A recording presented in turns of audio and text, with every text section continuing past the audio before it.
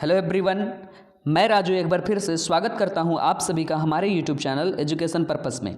जैसा कि स्क्रीन पे आप सभी को दिख ही रहा होगा, ये वीडियो सेमेस्टर 4 हिस्ट्री ऑनर्स के कोर 8 के एक टॉपिक इक्ता प्रणाली के लिए है। ठीक है, आखिर क्या थी इक्ता प्रणाली, इसको समझने की प्रयास करेंगे हम इस वीडियो में। ठीक है, अब आप ये सोच रहे होंगे कि कोर 8 का एग्ज़ाम तो पास हो चुका है, लेकिन नहीं, मैं आपको बता देता हूँ कि विनोद विहारी जो यूनिवर्सिटी है उसके एग्ज़ाम्स जो है आने वाले हैं, जिसके लिए जो है ये टॉपिक को मैं लेकर आया हूँ, जो वेरी वेरी इंपॉर्टेंट हो सकता है आने वाले एग्ज़ाम के लिए। ठीक है, तो चलिए समझते हैं इक्ता प्रणाली के बारे में। आखिर थी क्या इक्ता प्रणाली। ठीक है, तो इक्ता प्रणाली मतलब सबसे पहले इस वर्ड को समझते हैं। इक्ता, ये क्या लिखा हुआ है, ई अध क पूरा त और त। ठीक है, तो इक्ता का मतलब ही होता है भूमि का टुकड़ा। जैसे सपोज दैट कि ये कोई भूमि है, लैंड है, इसको क्या करते हैं हम लोग, पार्टीशन करते हैं। ठीक है, सबसे पहले तो ये बहुत बड़ी भूमि थी, अब इसको क्या करते हैं हम लोग, अलग अलग बांटों में, पार्ट में क्या करते हैं, बांट देते हैं, और इसी को कहते हैं क्या, भूमि का टुकड़ा, और इसी को कहेंगे क्या, इक्ता। क्या कहेंगे, इक्ता। तो ऐसा कौन सा सिस्टम था जिसमें क्या किया गया था, भूमि का पार्टीशन किया गया था। क्या किया गया था, भूमि का पार्टीशन, यानी कि इसका क्या किया गया था, इसको जो है टुकड़ों टुकड़ों में बांट दिया गया था। आखिर क्या थी इस व्यवस्था में, क्या थी इस प्रणाली में, किसने लाया था इस प्रणाली को और किसने खत्म किया था इस प्रणाली को, क्या थे इसके गुण और क्या थे इसके दोष। तो बने रहिए, यदि इस चीज़ को आपको जानना है तो इस वीडियो को पूरी तरीक़ा से देखें। ठीक है, तो क्या है, यानी ऐसी व्यवस्था जिसमें किसी काम, ठीक है, जैसे सैनिक, अधिकारी, कर्मचारी के बदले क्या दिया जाता था, पैसा या तनख्वाह। नहीं, गलत सोच रहे हैं आप। इसके बदले में जमीन का टुकड़ा दे दिया जाता था। क्या दे दिया जाता था, जमीन का टुकड़ा दे दिया जाता था। ठीक है, स्पष्ट रूप से आपको पता होनी चाहिए, एक ऐसी व्यवस्था थी जिसमें कुछ भी काम करो आप, सैनिक काम करो, अधिकारी का काम करो, कर्मचारी का काम करो, कुछ भी काम करो आप, आपको ना पैसा मिलेगा ना तनख्वाह मिलेगा। क्या मिलेगा, जमीन का टुकड़ा, और इसी को कह दिया जाता था इक्ता। क्या कहा दिया जाता है, इक्ता। अब आपके मन में एक सवाल आ रहा होगा कि आखिर शुरुआत ये किसने की, तो इसकी शुरुआत जो है इल्तुतमिश ने की। किसने की, इल्तुतमिश ने की। अब एक सवाल और आपके मन में आ गया होगा, इल्तुतमिश आखिर था कौन भाई, आखिर ये थे कौन जो जिन्होंने क्या लाया, इक्ता जैसी प्रणाली को लाया। ठीक है, तो अब चलते हैं इल्तुतमिश के बारे में कि इल्तुतमिश थे कौन। ठीक है, तो पहले जान लेते हैं इक्ता प्रणाली को कब लाया गया। एक सेकेंड, 1260 ईस्वी में लाया गया। कब लाया गया, 1260 ईस्वी में लाया गया। ठीक है, तो इक्ता प्रणाली को किसने लाया, इल्तुतमिश ने लाया। इल्तुतमिश जो थे, अगर आपने कोर 8 का जो है सिलेबस को देखा होगा तो आपको समझ में आया होगा कि मोहम्मद गौरी जो थे उन्होंने क्या किया था, कुतुबुद्दीन ऐबक को लाया था, जहाँ से दिल्ली सल्तनत का जो है विकास होता है, स्थापना होती है। ठीक है, उसके बाद कुतुबुद्दीन ऐबक ने क्या किया था, इल्तुतमिश को खरीद लिया था। ठीक है, इसको जो है आगे मैं बताऊंगा, इल्तुतमिश को क्या कर दिया था, कुतुबुद्दीन ऐबक ने खरीद लिया था।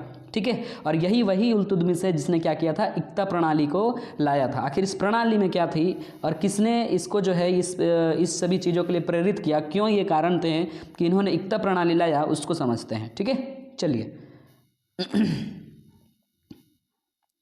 देखिए क्या है, इल्तुतमिश ने अपने समय में इक्ता प्रणाली को लाया था। किसने लाया था, इल्तुतमिश ने लाया था। ठीक है, यानी एक ऐसी नीति, ऐसा नियम को लाया जिससे कि यहाँ के लोगों को किसी ना किसी रूप में काम या मदद देने का कार्य करते थे, उसी को क्या करते थे, ये पैसे या तनख्वाह ना देकर एक भूमि दे देना ही इसके नीति में थी। ठीक है, सिंपल सी बात है, आप कुछ काम कर रहे हो तो क्या मिलेगा, आपको मनी मिलेगा। लेकिन पहले ऐसा नहीं था। इस राजा ने, इस जो सल्तनत का जो सुल्तान था, दिल्ली सल्तनत का जो सुल्तान था, कौन, इल्तुतमिश, वो क्या करता था, काम तो लेता था, सभी से मदद तो लेता था, कोई ना कोई रूप में काम करते थे, लेकिन उनको पैसा ना देकर क्या करता था, जमीन ही दे देता था। ठीक है, और समझते हैं कि ये थी इस प्रणाली में। तो इसका अंत कैसे हुआ, किसने किया, तो इस प्रथा का अंत जो है वो किसने किया, अलाउद्दीन खिलजी ने किया। ठीक है, खिलजी वंश के शासक थे ये, क्या था, अलाउद्दीन खिलजी। इन्होंने क्या कर दिया, इसका जो है अंत कर दिया, और वास्तविक नाम जो है इनका क्या था, अली गुप्स। ठीक है, क्या था, अली गुप्स। ये जो है थोड़ा मिस्टेकन है, इसको देख लीजिएगा, अली गुप्स होता है। ठीक है, क्या है, इन्होंने ही क्या कर दिया, इसका अंत कर दिया। अंत कैसे होगा, अब क्या करने लगा, ये डायरेक्ट वेतन देने लगे, यानी क्या देने लगे, पैसे देने लगे, यानी कि इन्होंने जमीन देना मना कर दिया और पैसे देने लगे। ठीक है, तो सबसे पहले थोड़ी सी पृष्ठभूमि में चलते हैं दोस्तों। हमारा मकसद रहता है कि आपको इतिहास को अच्छे तरीके से समझाना, इतने अच्छे तरीके से बताना कि वो जो है आपको रटना ना पड़े। ठीक है, तो चलते हैं इल्तुतमिश के बारे में समझते हैं कि था कौन इल्तुतमिश। ठीक है, तो यहाँ देखिए पॉइंट नंबर 1 में मैंने क्या बनाया है, इल्तुतमिश का जन्म जो है मध्य एशिया के इल्बारी तुर्क परिवार में हुआ था। कहाँ हुआ था? मध्य एशिया में। कौन से परिवार में? इल्बारी तुर्क परिवार में। देखिए इल्तुद तो इल्बारी, बस ऐसे याद रखना आपको, ठीक है। तो इल्तुतमिश का जन्म जो हुआ था इल्बारी तुर्क परिवार में हुआ था। बचपन से जो है ये बहुत प्रतिभाशील थे। प्रतिभाशील कहने का मतलब क्या है? ये बहुत चतुर, चालाक, होशियार और सुयोग्य व्यक्ति थे, अच्छे व्यक्ति थे। ये क्या करते थे? दूरदृष्टि को बहुत अच्छे तरीके से पहचान लेते थे, ठीक है। इसलिए इनको क्या कहा गया कि बचपन से ही बहुत ज़्यादा प्रतिभाशील व्यक्ति थे, ठीक है। छोटे उम्र में ही इन्हें क्या कर दिया गया था? इनके भाइयों ने, किसने? इनके भाइयों ने जमालुद्दीन नामक एक व्यापारी था, ठीक है, याद रखिएगा इस नाम को, जमालुद्दीन, उसको बेच दिया था। और ये जो व्यापारी था इसको जो है गजनी के बाज़ार में ले जाकर कुतुबुद्दीन ऐबक को बेच दिया था, ठीक है। ध्यान दीजिएगा, इसके भाइयों ने जमालुद्दीन को बेच दिया और जमालुद्दीन ने गजनी के बाज़ार में जाकर कुतुबुद्दीन को बेच दिया। किसे? इल्तुतमिश को। किसे? इल्तुतमिश को। और कुतुबुद्दीन ऐबक ने क्या किया? इसको खरीद लिया। वही कुतुबुद्दीन ऐबक जिसने दिल्ली सल्तनत की नींव रखी थी, वही कुतुबुद्दीन ऐबक जिसने किसकी नींव रखी थी? एक और स्मारक है, इसका जो है आप लोग कमेंट बॉक्स में इसका जवाब दें कि कौन सा ऐसा प्राचीन स्मारक है, ऐतिहासिक स्मारक है जिसका नींव रखने वाले कौन थे? कुतुबुद्दीन ऐबक थे, ठीक है। अब जो है हमारा अगला टॉपिक, अगला पॉइंट जो इसमें आता है वह क्या है? अपनी योग्यता और गुणों से, ठीक है। जब कुतुबुद्दीन ऐबक ने इसको खरीदा, ठीक है, उस समय जो है ना मोहम्मद गौरी भी थे इनके साथ। तो क्या हो रहा था ना, एक जगह था, ठीक है, वहाँ पे युद्ध के लिए इनको ले जाया जाता है, उसको हम आगे बताते हैं।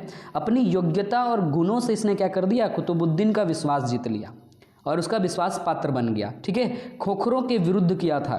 किसके विरुद्ध? खोखरों के विरुद्ध युद्ध किया था 1205 ईस्वी में। किसमें? 1205 ईस्वी में। किसके विरुद्ध? खोखरों के विरुद्ध जो है इसने युद्ध किया। और क्या किया इसने? जो है इसने क्या किया? देखिए 1205 ईस्वी में बड़ा ही साहस का परिचय दिया और जिसके कारण कुतुबुद्दीन को क्या करना पड़ा? कुतुबुद्दीन को खुशी मिली और इसने अपनी खुशी को जाहिर करने के लिए क्या कर दिया? इसने इल्तुतमिश को अपना दामाद बना लिया। यानी कि ये क्या करता है? अपनी बेटी की शादी इससे करवा देता है। इसी को तो दामाद कहते हैं ना, ठीक है। उसके बाद क्या है? यानी कि अपनी पुत्री का विवाह जो है इसके साथ करा देता है। सिंपल सी बात है। एकता प्रणाली क्या थी, किसने लाया, और जो है उसके बारे में समझाना है कि वो कौन था जिसने लाया, वो कौन था, उसके बारे में मैंने समझा दिया। इल्तुतमिश के बारे में किसने ख़त्म किया? अलाउद्दीन खिलजी ने ख़त्म किया। किसका शासनकाल कितना से कितना था, वो सारे मैंने बता दी, ठीक है। अब जो है इसके बारे में हम समझते हैं कि इल्तुतमिश था उसका शासनकाल कितना था। इल्तुतमिश का शासनकाल था 1210 ईस्वी से 1236 ईस्वी। अब जो यहाँ पे एक और चीज़ आप दिखा सकते हैं, कुतुबुद्दीन ऐबक की जो शासनकाल थी वो कितनी से कितनी सी? तो 1206 से 1210 ईस्वी, उसको याद रख सकते हैं। कितना से? 1206 से 1210 ईस्वी, ठीक है। अब जो है इसमें थोड़ा सा अगला पॉइंट की अगर हम लोग ध्यान देते हैं तो क्या है कि बदायूं का सूबेदार इसकी, देखिए क्या है, बदायूं की जो सूबेदार है, यानी सूबेदार मतलब क्या? इसका मालिक। कहाँ का मालिक? बदायूं का मालिक जो है कुतुबुद्दीन ने इसे दिया था, ठीक है। कुतुबुद्दीन ने क्या किया था? इसको बदायूं का सूबेदार भी बना दिया था। किसको? इल्तुतमिश को, ठीक है। समझ में आ रही है ना। अब देखिए कि ये सारी जो चीज़ें थी ये इल्तुतमिश के बारे में थी, जिसको मैंने स्टार के रूप में बताया था। अब हैशटैग में क्या है? हैशटैग में है जो एकता प्रणाली चल रही थी ना दोस्तों, वो इससे पहले भी कई सारे देशों में चल रही थी, ठीक है। क्या थी एकता प्रणाली? की भूमि दे देना, काम के बदले भूमि का टुकड़ा दे देना, ठीक है। तो इसमें क्या था कि ये जो सारे व्यवस्थाएं थी ना पहले ही पश्चिम एशिया जगहों पर हो रही थी, ठीक है। इसी का जो है इसने कॉपी किया था और इसको जो है लाने की कोशिश की थी। लेकिन हाँ, इससे पहले भी यहाँ भारत में भी ये सारी चीज़ें थी, इसको आगे समझाने का प्रश्न करूँगा मैं, ठीक है। अब देखिए इससे पहले भी इस प्रकार की व्यवस्था थी। तो किस प्रकार की व्यवस्था थी? किसने लाया? मोहम्मद गौरी। अभी मैंने आपको बताया था मोहम्मद गौरी ने क्या किया था? कुतुबुद्दीन ऐबक को खरीदा था। तो जब कुतुबुद्दीन ऐबक को खरीदा था तो क्या किया था? कुतुबुद्दीन की से जो दूरदृष्टि थी, कुतुबुद्दीन की जो योग्यता थी उसको पहचानते हुए इसने क्या कर दिया था? हंसी नामक एक जगह जो है कुतुबुद्दीन ऐबक को दे दिया था, ठीक है।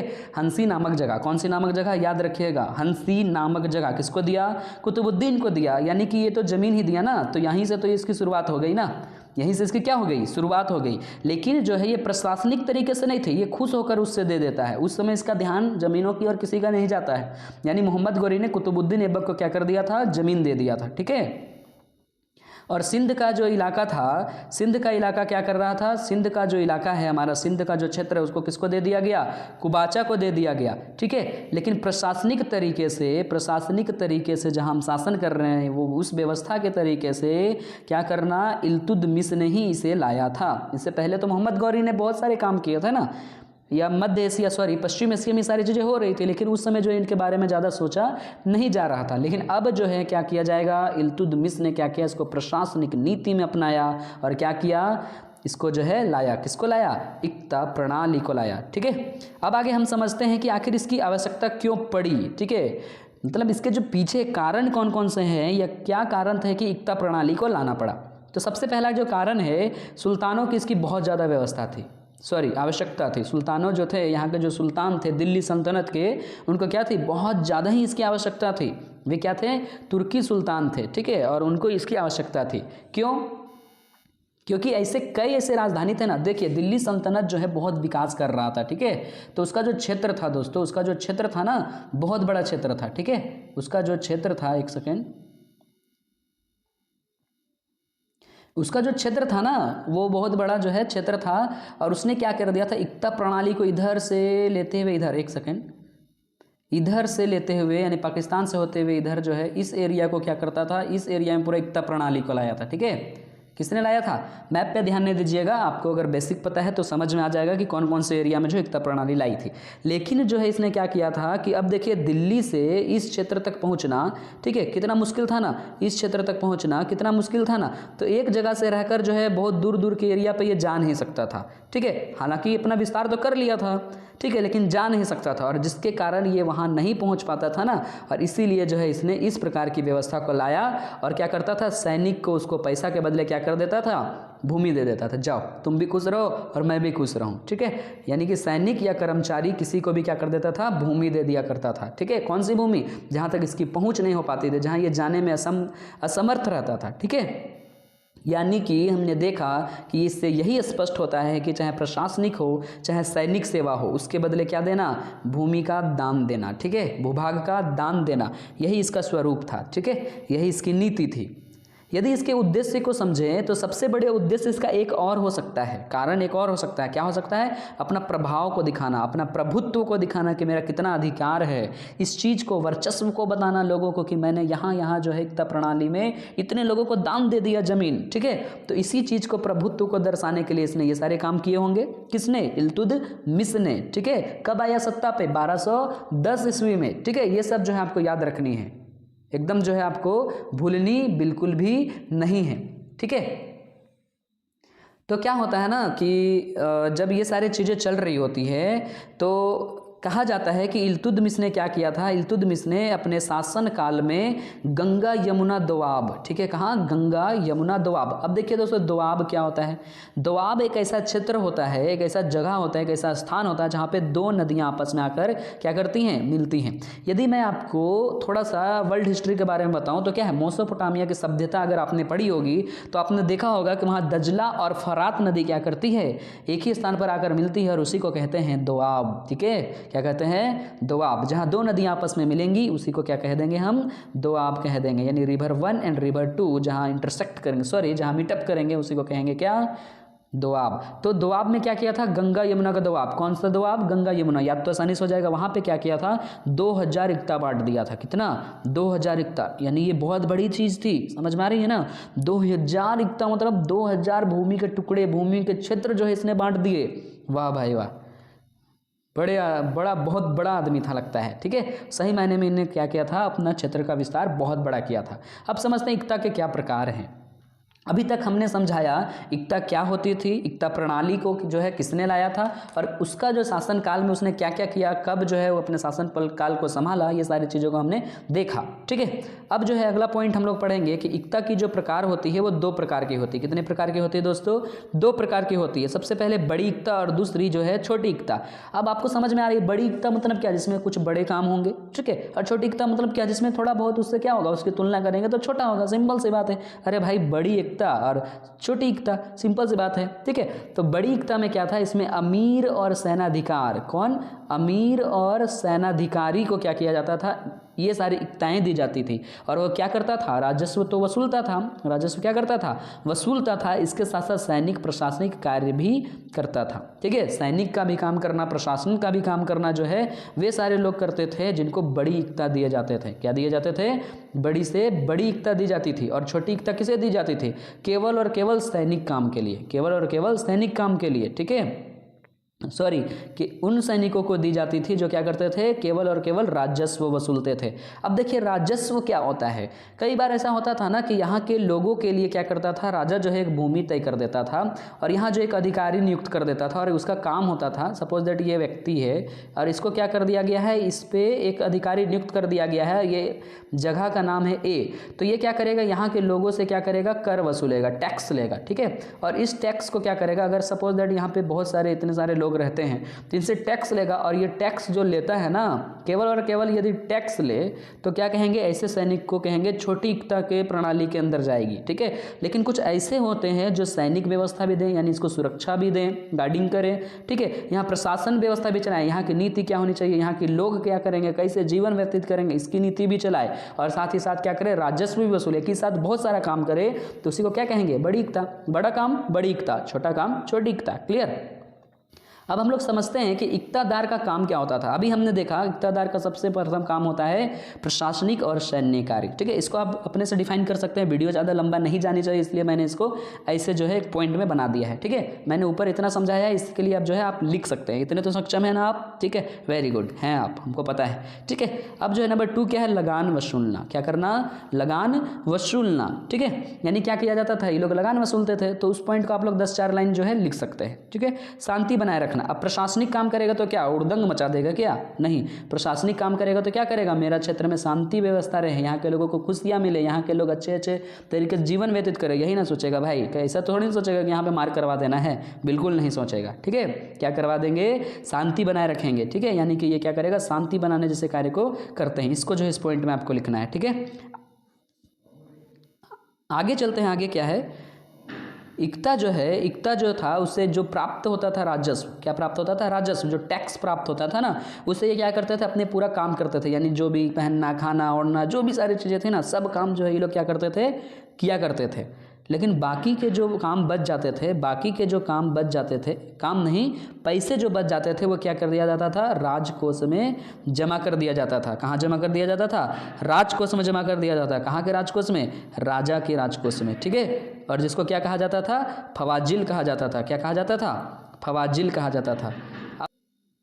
चलिए अब समझने की कोशिश करते हैं कि इस इक्ता प्रणाली की क्या दोष थी। ठीक है, ये जो इक्ता प्रणाली थी ना, हर एक प्रणाली में क्या होता है दोस्त, कि किसी भी प्रकार की व्यवस्था आती है उसकी कोई मेरिट होती है और कोई डीमेरिट होती है। ठीक है, मेरिट यानी जिसका कोई फायदा होगा और डीमेरिट यानी जिसका कोई नुकसान होगा। ठीक है, तो इक्ता प्रणाली में क्या था, सबसे बड़ा नुकसान था भ्रष्टाचार का। किसका, भ्रष्टाचार का। भ्रष्टाचार तो आप जान ही रहे हैं, यानी ऐसी नीति या ऐसी व्यवस्था, यानी सॉरी ऐसा आचरण जहाँ पे क्या हो, हमारा आचरण क्या हो, भ्रष्ट हो। ठीक है, यानी जिसका आचरण ही भ्रष्ट हो। ठीक है, इसमें क्या था कि इक्तादार जो थे, यानी इक्तादार मतलब कौन, जिसे इक्ता दिया जाता था, जिसे जमीन दिया जाता था, वो इक्तादार कहलाते थे। तो क्या होता था, इक्तादार जो है आय और खर्च में क्या करते थे, हेरा फेरी करते थे। क्यों, क्योंकि उन्हें जो है क्या किया जाता था, फवाजिल में जो है राजकोष जो था उसमें क्या किया जाता था, पैसा दे दिया जाता था ना, वापस दिया जाता था। तो उसी में क्या कर देते थे, ये हेरा फेरी कर देते थे, जिसके कारण क्या होने लगा, भ्रष्टाचार बढ़ने लगा। अब जो है इसका उपाय करना संभव था। ठीक है, और उपाय किया भी गया। ठीक है, तो जो संभव था उसके लिए इन्होंने क्या क्या उपाय किया, आने वाले जो सम्राट थे, आने वाले जो सुल्तान थे, तो बलबन जो है उसने क्या किया था, ख्वाजा नामक एक अधिकारी नियुक्त किया। क्या नाम था उसका, ख्वाजा। ठीक है, यानी एक अधिकारी नियुक्त किया, चुन लिया और उसको क्या किया, भूमि के आय का आकलन किया जाए, यानी भूमि से कितने आय हमें प्राप्त हो रहे हैं उसको सही सही जो आकलन करके डाटा तैयार करके किसको दे, बलबन को दे, ताकि जो है भ्रष्टाचार जैसे नीति को क्या करने में, समझ पाने में सफल हो सके। ठीक है, अब जो है हमारा नंबर 2 पॉइंट जो है, नंबर 2 पॉइंट हमसे ये कहते हैं स्थानांतरण में बल दिया। स्थानांतरण में मतलब क्या दोस्तों, ट्रांसफर में बल दिया। अगर कोई इक्ता जो है किसी को मिल जाता था, सपोज दैट कि आपका नाम राम है, ठीक है, और राम को जो है इक्ता दे दिया गया, यानी आपको इक्ता दे दिया गया, तो आपको क्या करना पड़ेगा, 3 साल के लिए ही इक्तादारी पद पर रहना पड़ेगा। उसके बाद जो है आपको ट्रांसफर दे दिया जाएगा, यानी आपका हो सकता है कि आपका जो है अधिकार जो है वो छीन लिया जाए। ठीक है, तो इक्तादारी का जो काम था वो 3 साल के लिए ही चुना गया। किसने चुना ये चीज़, अलाउद्दीन ने किया। ठीक है, केंद्रीय प्रशासन में हस्तक्षेप को बढ़ाना है, यानी कि क्या किया गया, केंद्र प्रशासन जो था, सेंट्रल जो था, यानी जो सेंटर थी, जो सुल्तान होते थे वे क्या कर सकते थे, कभी भी इसमें हस्तक्षेप कर सकते थे, यानी रोक टोक कर सकते थे। ठीक है। 4 नंबर क्या था इसका नुकसान से जो उपाय जो थे वो क्या था, ये था गयासुद्दीन तुगलक ने क्या किया था, व्यक्तिगत आय और जो है इसके अधीन जितने सैनिक हैं, ठीक है, उसके लिए क्या कर दिया था, अलग अलग वेतन तय कर दिया था कि किसको कितना वेतन हमें देना है। ठीक है। नंबर 5 पॉइंट क्या है इसका, कि मोहम्मद बिन तुगलक जो था, ठीक है, मोहम्मद बिन जो है तुगलक वंश का शासक रहा है। तो मोहम्मद बिन जो तुगलक था वो क्या किया, आमिर नाम का एक व्यक्ति चुना। ठीक है, आमिर नाम का एक अधिकारी चुना। इससे पहले हमने देखा था क्या, इससे पहले हमने देखा था कि एक और जो है उसको चुना गया था, एक और व्यक्ति को चुना गया जिसका नाम था क्या, ख्वाजा। ठीक है, किसने चुना था, बलबन ने। अब जो है फिर से चुना जाएगा आमिर नाम के व्यक्ति को, जिसने चुना, मोहम्मद बिन तुगलक ने चुना। और ये जो है जब इनको चुनता है तो ये क्या कर सके, पूरा का पूरा जो प्रशासनिक व्यवस्था जो है, क्या प्रशासनिक व्यवस्था जो है उसको क्या करे, अपना अधिकार क्षेत्र में रखे, उसका क्या करे, देख रेख करे और उसकी जो है डाटा तैयार करे। ठीक है। बाद में जो है इक़्तादारों को नगद पैसा देने का काम किया गया। ठीक है। अब जो है जब देखा कि इससे क्या हो रहा है, भूमि दे रहे हैं, वहाँ का अधिकार कर रहा है और हम ही को पैसा नहीं दे रहा है, इससे क्या हुआ कि अब डायरेक्ट क्या करेगा, कुछ हिसाब नहीं, पूरा हिसाब जो है आप क्या करो, सुल्तान को दो और सुल्तान आपको पैसा देगा, ना कि ज़मीन देगा। ठीक है।